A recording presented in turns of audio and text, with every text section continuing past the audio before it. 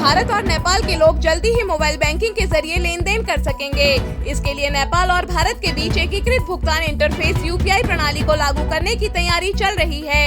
नेपाल का केंद्रीय बैंक, नेपाल राष्ट्र बैंक और भारत का भारतीय स्टेट बैंक इस संबंध में वार्ता कर रहे हैं। नेपाल के प्रधानमंत्री पुष्पकमल दहल जल्द भारत आ रहे हैं। दोनों देशों के प्रधानमंत्रियों की बैठक में इस मुद्दे पर चर्चा होने की पूरी उम्मीद है। यह व्यवस्था लागू हो जाने के बाद भारत और नेपाल के नागरिक एक दूसरे देश में मोबाइल बैंकिंग के माध्यम से क्यूआर कोड स्कैन कर डिजिटल भुगतान कर सकेंगे।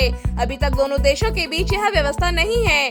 लेन देन नकद रूप में ही होता है। नेपाल से भारत आने वाले नागरिकों को सीमा क्षेत्र में नेपाली रुपए को भारतीय मुद्रा में एक्सचेंज करना होता है, जबकि भारतीय नागरिक नेपाल दूर के जिलों में जाते समय सीमा क्षेत्र में ही भारतीय रुपए को नेपाली रुपए में बदलते हैं। डिजिटल लेन देन बढ़ जाने से लोगों को मुद्रा में बदलने के झंझट से मुक्ति मिलेगी। साथ ही इसका फायदा व्यापार में भी दिखेगा।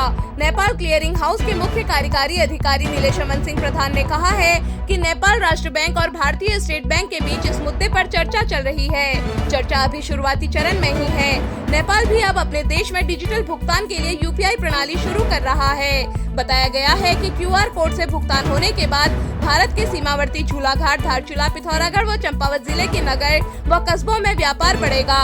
साथ ही लोगों को कमीशन खोरी से भी मुक्ति मिलेगी।